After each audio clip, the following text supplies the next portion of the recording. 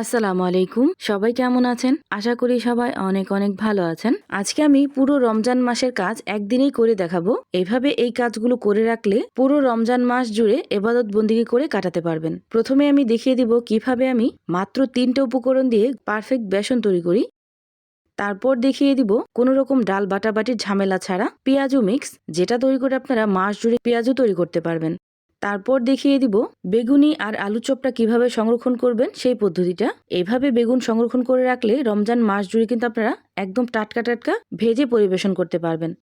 তারপর দেখিয়ে দিব ছোলা বুট আর ডাল কিভাবে আপনারা সংরক্ষণ করবেন। তো এখন কথা না বাড়িয়ে দেখে নেই আমি কিভাবে পুরো রমজান মাসের কাজ একদিনে গুছিয়ে রাখলাম। প্রথমে আমি দেখিয়ে দিব মাত্র 3টা উপকরণ দিয়ে কিভাবে আপনারা বেসন তৈরি করবেন। এই বেসনটা তৈরি করার জন্য প্রথমে এখানে আমি হাফ কেজি পরিমাণ বড় ডাল নিয়ে নিছি। হাফ কেজি পরিমাণ নিয়ে নিলাম খেসারির ডাল, আর সমপরিমাণ দিয়ে দিলাম পোলাওয়ের চাল। এই পোলাওয়ের চালটা দেওয়ার কারণেই কিন্তু এই বেসনটা অনেক বেশি ক্রিস্পি হবে আর অনেক বেশি ফ্লেভারও হবে।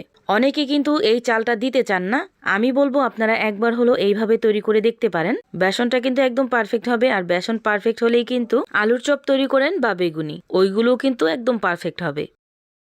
এভাবে আমি 3টা উপকরণ এখানে নিয়ে নিছি। এখন সবকিছু একসাথে খুব ভালোভাবে মিশিয়ে নিব। এখানে আমি হাফ কেজি পরিমাণ নিছি, আপনারা চাইলে একইভাবে বেশি পরিমাণ নিয়েও কিন্তু ভাঙিয়ে নিতে পারেন। এখন সবকিছু একসাথে মিশিয়ে নেওয়া হয়ে গেলে কুলোতে নিয়ে খুব ভালোভাবে ঝেড়ে নিব, যাতে করে এক্সট্রা যে ময়লাগুলো থাকে ওগুলো পড়ে যায়। আপনাদের ওখানে যদি রোদ্রের ব্যবস্থা থাকে তাহলে এগুলো খুব ভালোভাবে ধুয়ে কড়া রোদ্রে শুকিয়ে নিতে পারেন। এভাবে আমি বেসনের এই মিশ্রণটা তৈরি করে নিলাম। এখন যেহেতু আমি রোদ্রে দিব না, এজন্য সরাসরি পরিষ্কার করে নেওয়ার পর চুলার আঁচটা লো হিটে রেখে অল্প অল্প করে দিয়ে এইভাবে ভেজে নেব। এভাবে করলে কিন্তু রোদ্রে দেওয়ার কোনো ঝামেলা থাকে না। আর দ্বিতীয়ত, ব্লেন্ড করার সময় একদম মিহিভাবে ব্লেন্ড হয়ে যায়। এই স্টেপটা একটু ফলো করতে পারেন, আর খুব সুন্দর একটা ফ্লেভার অ্যাড হয়।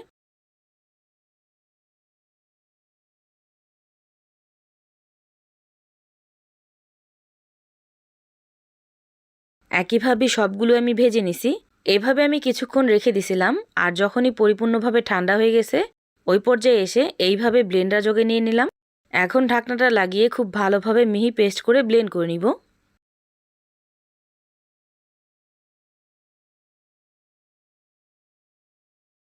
আর এই তো দেখতেই পাচ্ছেন একদম পারফেক্টলি মিহি হয়ে গেছে। এখন এই বেসনটাকে একটা ছাঁকনির সাহায্যে ঠিক এইভাবে ছেঁকে নেব। আর একইভাবে কিন্তু সবগুলো বেসন আমি এইভাবেই তৈরি করে নিব।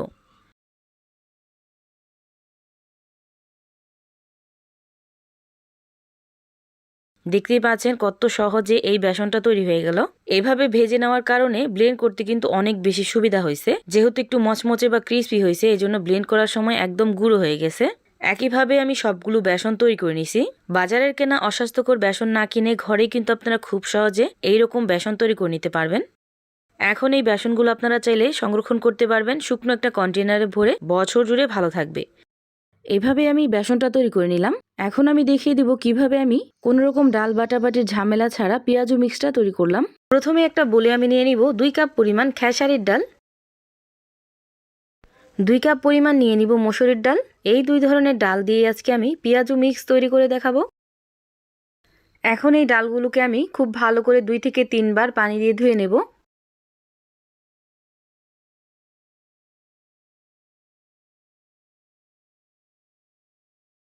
ডালগুলোকে আমি খুব ভালো করে ধুয়ে নিছি। এখন এই ডালগুলোকে আমি রোদ্রে শুকাতে দিয়ে দিব।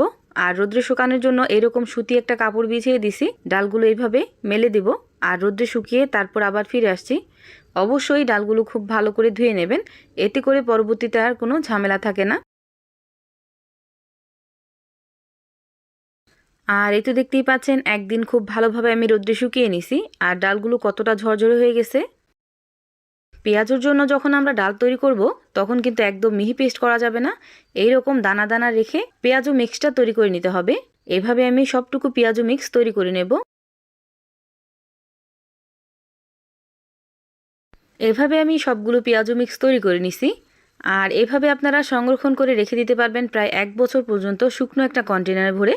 যখন আপনার প্রয়োজন হবে তখন কিন্তু 10 মিনিট আগে ভিজিয়ে তারপর পেঁয়াজুগুলো তৈরি করে নিতে পারবেন। কোনো রকম ব্লেন্ড করা বা ফ্রিজে রাখার কোনো ঝামেলা নেই। খুব সহজে আপনারা মচমচে পেঁয়াজও তৈরি করে নিতে পারবেন। এখন আমি আপনাদের দেখানোর সুবিধার্থে কিছুটা পেঁয়াজও আপনাদেরকে ভেজে দেখাবো। তার জন্য এখানে 2 চা চামচ পরিমাণ পেঁয়াজু মিক্স নিয়ে নিলাম। 2 চা চামচ পানি দিয়ে এখন ডালটাকে আমি ভিজিয়ে রাখবো 5 থেকে 10 মিনিটের জন্য। আর এই 10 মিনিটে ডালটা কিন্তু খুব ভালোভাবে ভিজে যাবে।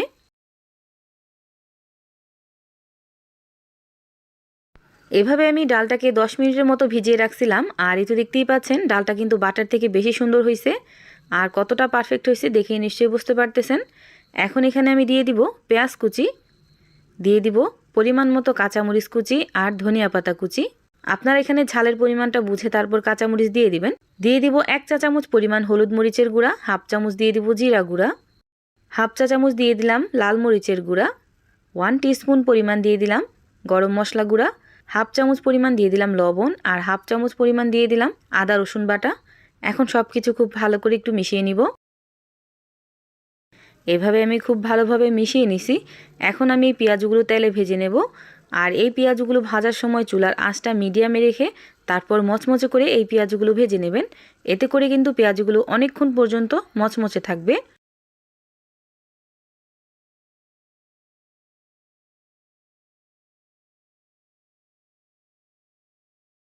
এখন উল্টিয়ে পাল্টিয়ে মচমচে করে ভেজে নিলে কিন্তু পেঁয়াজগুলো একদম পারফেক্টলি রেডি হয়ে যায়। এভাবে আমি পেঁয়াজু মিক্সটা তৈরি করে নিলাম। রমজান মাস আসলেই বেগুনের দাম আকাশ ছোঁয়া হয়ে যায়। এই জন্য এইভাবে আপনারা বেগুনি তৈরি করার জন্য অনেকগুলো বেগুন একসাথে ডিপ ফ্রিজে সংরক্ষণ করতে পারবেন। আর এইভাবে সংরক্ষণ করলে স্বাদ, ঘ্রাণ সবকিছু কিন্তু একদম পারফেক্ট থাকবে।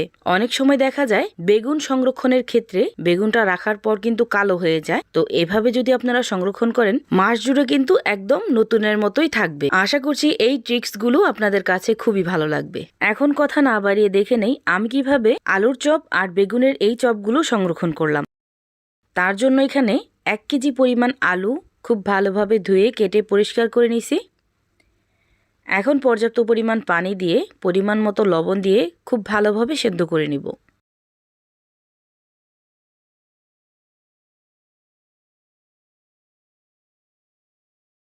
সেদ্ধ করা হয়ে গেছে। এখন এই আলুগুলো পানি ঝরিয়ে আমি উঠিয়ে নিব।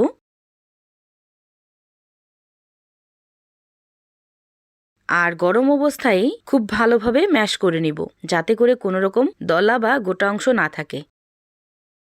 আর অবশ্যই আলুর চপ তৈরি করার ক্ষেত্রে এখানে কিন্তু আপনারা পুরাতন যে আলুগুলো আছে ওইটা ব্যবহার করবেন। নতুন আলু দিয়ে কিন্তু আপনারা এই চপের জন্য এই মিশ্রণটা তৈরি করে রেখে দিতে পারবেন না, তাহলে খেতে একদমই ভালো লাগবে না। অবশ্যই এখানে পুরাতন আলুটা ব্যবহার করতে হবে। আলুটা আমি খুব ভালোভাবে ম্যাশ করে নিলাম। এখন একটা সাইডে রেখে দেব। এখন একই ফ্রাই প্যানে কিছুটা পরিমাণ শুকনো খোলায় মরিচ এইভাবে ভেজে নেব। এগুলো দিয়ে আমি চিলি ফ্লেক্স তৈরি করে নেব। এভাবে আমি বেশি করে তৈরি করে রেখে দিলাম, পরবর্তীতে কাজে লাগবে। মরিচটা ভাজা হয়ে গেছে, নামিয়ে রেখে দেব। ঠান্ডা হলে ব্লেন্ডারে গুঁড়ো করে নেব। এখন একই ফ্রাই প্যানে কিছুটা পরিমাণ তেল, পেঁয়াজ দিয়ে দিলাম। এখন এই পেঁয়াজটাকে কিছুক্ষণ ভেজে নেব। পেঁয়াজটা যখন খুব ভালোভাবে ভাজা হয়ে যাবে ওই পর্যায়ে এসে আগে থেকে ম্যাশ করে রাখা সেই আলুগুলো এখানে দিয়ে দিব। অবশ্যই সংরক্ষণের ক্ষেত্রে এইভাবে একটু বাগার দিয়ে নেওয়ার চেষ্টা করবেন আলু ভর্তাটা, তাহলে কিন্তু সংরক্ষণের পর আর দানা দানা হয়ে থাকবে না, একদম সফট হবে, একদম নতুনের মতো। সবটুকু আলু আমি এখানে দিয়ে দিলাম। এখন খুব ভালোভাবে একটু ভেজে নেব। এইভাবে 5 মিনিট ভাজার পর এখানে আমি দিয়ে দিলাম 2 চামচ পরিমাণ সরিষার তেল। এখন এখানে দিয়ে দিব আগে থেকে ভাঙিয়ে রাখা সেই চিলি ফ্লেক্স। এখানে আমি 1 চামচ পরিমাণ চিলি ফ্লেক্স ব্যবহার করলাম। এখন সবকিছু আবার খুব ভালোভাবে মিশিয়ে নিব। অবশ্যই আপনারা ঝালের পরিমাণ বুঝে তারপর অ্যাড করবেন।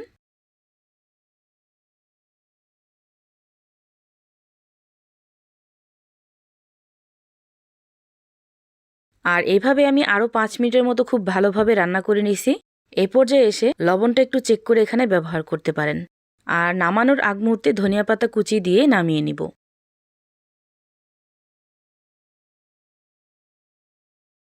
যখন এই আলুর পুরটা একদম পারফেক্টলি ঠান্ডা হয়ে যাবে তখন কিন্তু আমি এইভাবে আলুর চপের শেপগুলো দিয়ে নিব। আপনারা আপনাদের পরিমাণ মতো ছোট বড় করে তৈরি করতে পারেন। আমি এইভাবে সবগুলো আলুর চপ তৈরি করে নিলাম।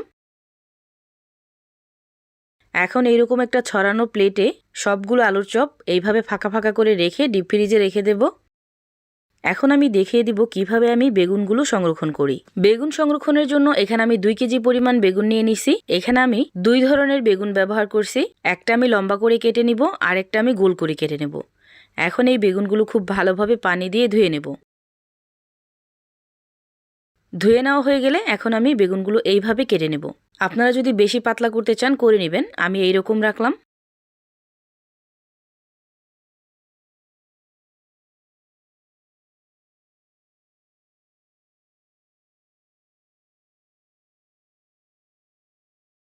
এভাবে আমি গোল বেগুনটা কেটে নিলাম। এখন আমি লম্বা বেগুনটা কেটে নেব।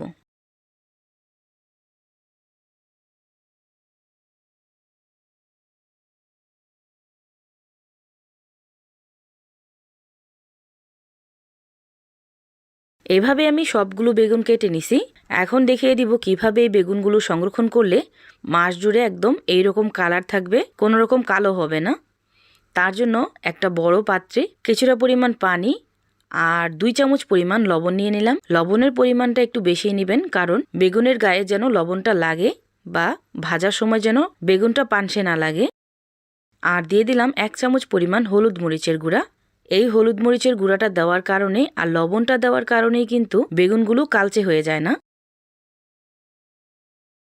তো এখন যেটা করতে হবে, এই বেগুনগুলো ঠিক এইভাবে 10 মিনিটের জন্য ভিজিয়ে রাখতে হবে। আপনারা চাইলে সবগুলো বেগুন একসাথে করে দিয়েও কিন্তু এইভাবে ভিজিয়ে রাখতে পারেন। অবশ্যই এই টিক্সটা ফলো করবেন। এই টিক্সটা ফলো করলে আপনারা কিন্তু মাস জুড়ে বেগুনগুলো সংরক্ষণ করতে পারবেন। বেগুনের স্বাদ, ঘ্রাণ আর টেক্সচার একদম পারফেক্ট থাকবে।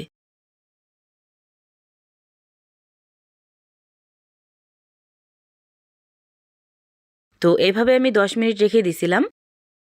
এখন পানি ঝরিয়ে আমি উঠিয়ে নিব, আর উঠিয়ে ছিদ্রযুক্ত একটা খাঁচিতে রেখে দেব, যাতে করে এক্সট্রা যে পানিটা আছে ওটা পড়ে যায়। একইভাবে আমি সবগুলো বেগুন লবণ আর হলুদ মরিচের পানিতে 10 মিনিট করে ভিজিয়ে রাখছিলাম। এখন এই বেগুনগুলো এইভাবে রেখে দেব ততক্ষণ পর্যন্ত যতক্ষণ না একদম পারফেক্টলি পানিটা ঝরে যাচ্ছে। এইভাবে আমি 20 থেকে 25 মিনিট রেখে দিছিলাম। এখন কিন্তু একটুও পানি নাই বেগুনের গায়ে। আপনারা চাইলে শুকনো একটা কাপড় দিয়ে পরিষ্কার করে নিতে পারেন যদি দেখেন ভিজা ভিজা লাগতেছে। এখন কিন্তু বেগুনগুলো সংরক্ষণ করার জন্য একদম রেডি। এখন যেভাবে সংরক্ষণ করলে একটার সাথে একটা লেগে যাবে না সেটাই দেখিয়ে দিতেছি। তার জন্য ছড়ানো একটা পাত্রে এইভাবে বিছিয়ে দিব একটা একটা করে। আর যেহেতু অনেকগুলো তৈরি করতেছি, এজন্য একসাথে বেশি পরিমাণ রাখার জন্য পাতলা পলিথিনের কাগজ দিয়ে এইভাবে রাখতেছি একটার পর একটা। এতে করে কিন্তু একসাথে অনেকগুলো রাখা যাবে। এভাবে আমি সবগুলো বেগুন একইভাবে সাজিয়ে নিব।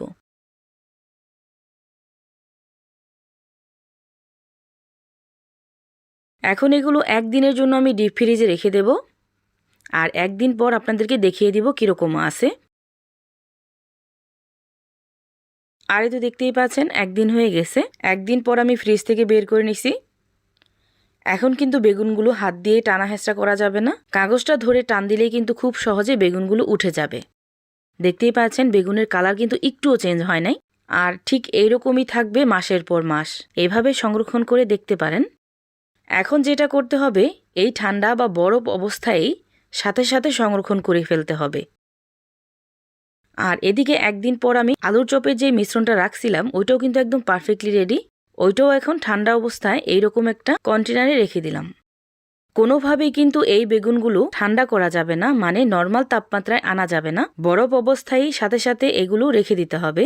এখন এগুলো ডিপ ফ্রিজে রেখে দেব। যদি আপনাদের মনে হয় ডিপ ফ্রিজে সব রাখা সম্ভব না এভাবে বক্সে বক্সে, তাহলে যেটা করতে পারেন এইরকম পলিথিনের ভিতরে ভরে এইভাবে ডিপ ফ্রিজে সংরক্ষণ করতে পারবেন।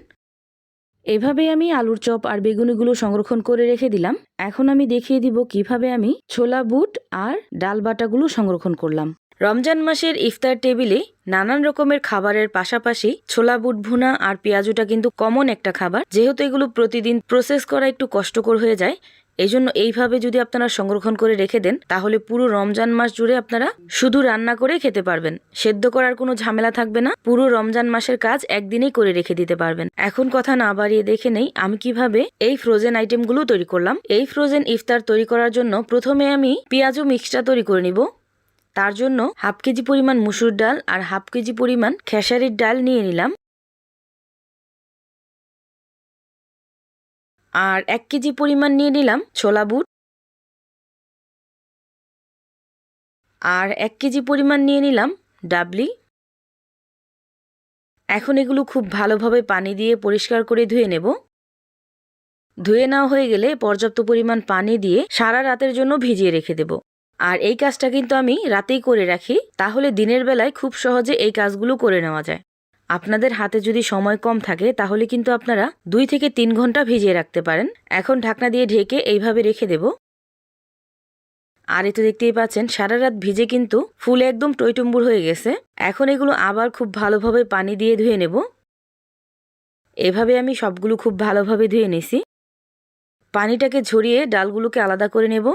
এখন এই ডালগুলো একটা ব্লেন্ডার জগে নিয়ে নিলাম আর কোনো রকম পানি ছাড়া খুব ভালোভাবে ব্লেন্ড করে নিব। অবশ্যই পানি ছাড়া ব্লেন্ড করবেন, এক্ষেত্রে ডাল বাটাটা অনেক বেশি ঘন হবে। আর পানি দিয়ে ব্লেন্ড করার কোনো প্রয়োজন নেই, যেহেতু ডালগুলো ভিজে গেছে এজন্য ডালের ভিতরেই পর্যাপ্ত পরিমাণ পানি আছে। ডালগুলো আমি ঠিক এইভাবে ব্লেন্ড করে নিছি। এখন এই ডালগুলো আমি একটা সাইডে রেখে দেব। আর এই ডালগুলো ব্লেন্ড করার সময় অবশ্যই একদম মিহি ব্লেন্ড করবেন না, একটু দানা দানা রাখবেন, তাহলে কিন্তু ডালের বড়া বা পেঁয়াজু তৈরি করলে খেতে ভালো লাগবে। এখন আগে থেকে ভিজিয়ে রাখা সেই ছোলাগুলো একটা প্রেসার কুকারে নিয়ে নিলাম। আপনারা চাইলে এমনিতেও কিন্তু সেদ্ধ করতে পারেন, তবে প্রেসার কুকারে করলে সময়টা একটু কম লাগে।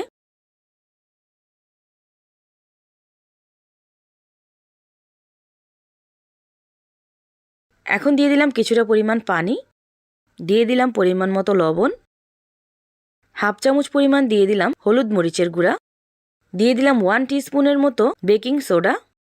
বেকিং সোডা দেওয়ার কারণেই কিন্তু খুব সহজে ছোলা বুটটা নরম হয়ে যায়। এখন সবকিছু একসাথে খুব ভালোভাবে মিশিয়ে ঢাকনাটা লাগিয়ে 2টা সিটি দিয়ে নিব।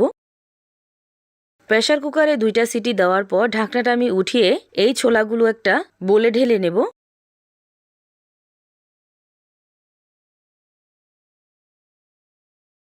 আর এই একই প্রেসার কুকারে ডাবলিগুলোও একইভাবে সেদ্ধ করে নেব। আমি কিন্তু আলাদা আলাদা করে তৈরি করতেছি, আপনারা চাইলে একসাথে দিয়েও কিন্তু সেদ্ধ করতে পারেন। দিয়ে দিলাম 1 চামচ পরিমাণ লবণ আর 1 টিস্পুনের মতো দিয়ে দিলাম বেকিং সোডা, পরিমাণ মতো পানি দিয়ে দিলাম।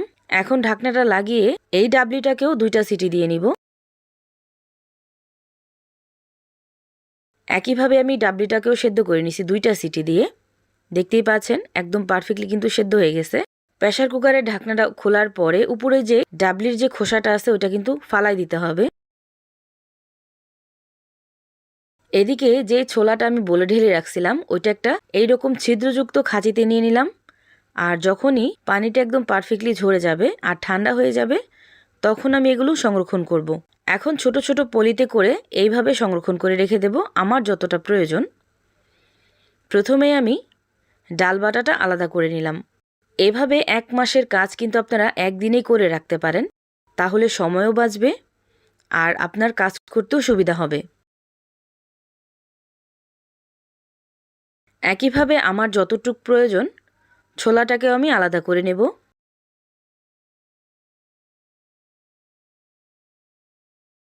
একইভাবে সেদ্ধ করা ডাবলিগুলোকে আমি আলাদা করে নেব।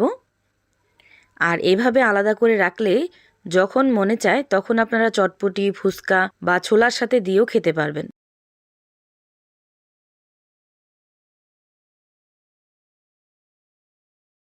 এভাবে আমি সবগুলো ফ্রোজেন ইফতার তৈরি করে নিলাম। আশা করছি আজকের এই সবগুলো ভিডিও আপনাদের কাছে খুবই ভালো লাগছে। আর ভালো লাগলে লাইক, কমেন্ট এন্ড শেয়ার করতে ভুলবেন না। সবাই ভালো থাকবেন, সুস্থ থাকবেন। আল্লাহ হাফেজ।